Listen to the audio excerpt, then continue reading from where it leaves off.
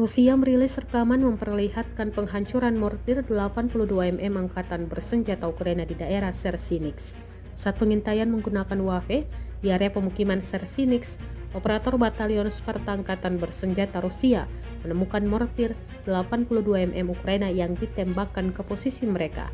Setelah target teridentifikasi, UAV Rusia segera melakukan serangan udara dan menghancurkan mortir.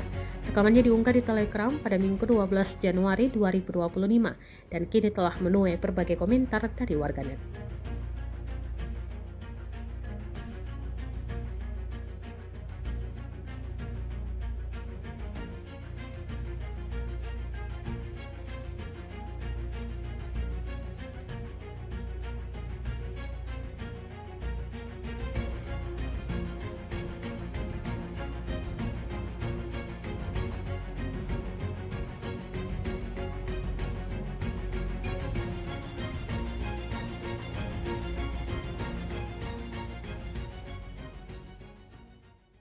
Download Tribun X sekarang, menghadirkan lokal menjadi Indonesia.